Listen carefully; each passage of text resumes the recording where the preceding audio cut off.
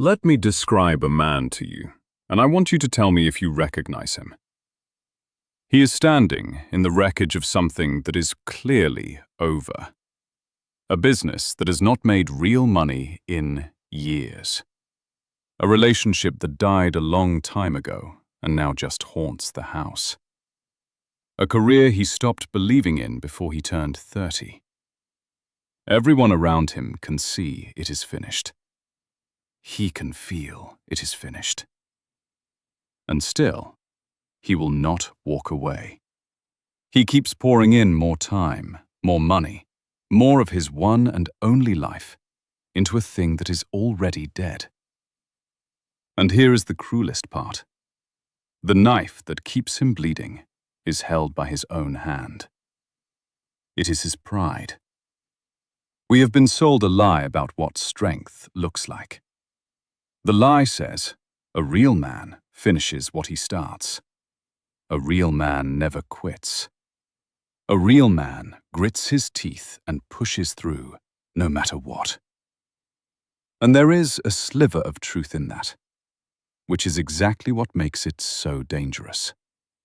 Because that same idea, twisted just slightly, becomes the thing that keeps a man chained to a sinking ship, going down with it, calling his own drowning a form of honor. So today we need to talk about a trap. A quiet, patient trap that has swallowed more men than almost anything else. The economists have a name for it. They call it the sunk cost fallacy. And once you see it, you will see it everywhere, including in the mirror. Here is how it works. A sunk cost is anything you have already spent and can never get back. The years, the money, the effort, the pride you already poured in. And the trap is this. The more you have already sunk into something, the harder it becomes to walk away from it. Even when every shred of evidence is screaming that you should. A rational man would ask one simple question. Starting from today, is this worth my future time and energy? But the trapped man asks a different question, a poisoned one. Look at everything I have already put in. How can I quit now? Do you hear the difference? One question looks forward, the other looks backward and shackles you to a grave. Because the truth, the hard truth, is that the money is already gone. The years are already spent. They are gone whether you stay or whether you leave. Staying does not bring them back. Staying does not honor them. Staying just takes what you have already lost and adds tomorrow to the pile. And this is where pride does its darkest work. For a man, walking away does not just feel like a loss. It feels like an admission. It feels like standing up in front of the whole world and saying, I was wrong. I wasted those years. I bet on the wrong thing. And that admission is so painful, so humiliating to the ego, that a man will choose to keep bleeding for another decade rather than say it out loud for 1 second. He will torch his 40s to avoid admitting he was wrong in his 30s. That is not strength. That is pride wearing the mask of strength. And it is one of the most expensive mistakes a man can make. Now, if you think this is just a personal weakness, let me show you that even the most powerful nations on earth fall into the exact same trap. Think about the Concorde. Back in the 1960s, Britain and France teamed up to build a supersonic passenger jet, a beautiful, futuristic machine that could cross the ocean at twice the speed of sound. There was only one problem. Fairly early on, the British government's own treasury knew the truth. Internal assessments were already circulating that said this aircraft would never ever make its money back. It was a financial dead end. And what did they do with that knowledge? They kept funding it for another decade. Because they had already spent so much, and the national pride was so wrapped up in it, that stopping felt unthinkable. In the end, only about 20 were ever built, sold at a loss, and the plane never turned a real profit. Two proud empires, throwing good money after bad for years, because they could not bear to admit the thing was already lost. Economists now call the sunk cost fallacy the Concorde fallacy. Nations do it, and a man alone in his own life does it, for the very same reason: pride.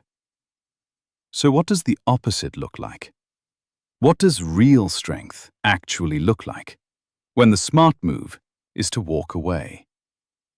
For that, let me take you back much further, to ancient Rome. Rome was being torn apart by the general Hannibal, one of the greatest military minds who ever lived. He was crushing Roman army after Roman army. And Rome, being proud, wanted to do the manly thing.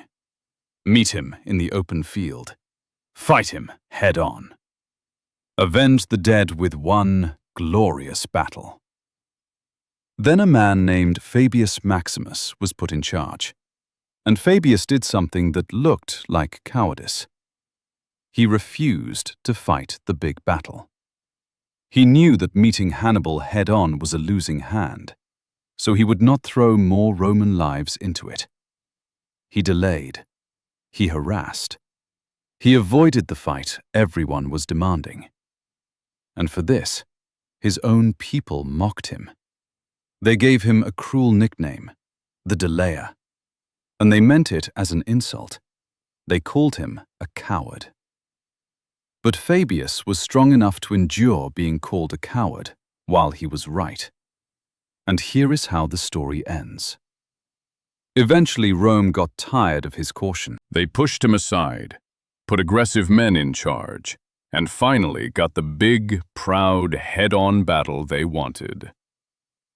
It was called Cannae, and it was one of the worst military catastrophes in all of human history. Tens of thousands of Romans slaughtered in a single day because they were too proud to keep doing the unglamorous, winning thing. Fabius was right. The man they called a coward had been the strongest one in the room the entire time. Today, military academies teach his approach as the Fabian strategy. The strength was never in the reckless charge. It was in the discipline to walk away from a fight you were going to lose. So let me correct the lie for good. Real strength is not finishing everything you start. Real strength is the cold, clear-eyed courage to look at something you have bled for, admit it is dead, and cut it loose without flinching. Any stubborn fool can keep his hand on a hot stove and call it toughness. It takes a real man to pull his hand back, own the burn, and walk away with what he has left. Quitting the wrong thing is not weakness. It is the single act that frees up your strength for the right thing. Every year you spend bleeding for a dead cause is a year stolen from a living one. And here is what almost no one tells you about that moment. The day a man finally walks away from the thing that was killing him, the relief is not weakness. It is like setting down a weight he has carried so long, he forgot it was optional. The business he should have closed years ago. The relationship that ended in everything but name. The version of himself he outgrew a decade back. The moment he stops letting pride hold the knife, the bleeding finally stops. And all that strength he was pouring into a grave, he gets it back. Every bit of it. To pour into something that can actually live. So look hard at your own life today.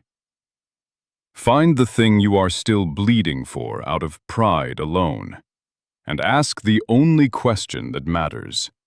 Not what have I already put in, but starting right now, is this worth one more day of my life? If the answer is no, then walking away is not you quitting. It is you finally deciding to stop the bleeding. Stop bleeding for what is already dead.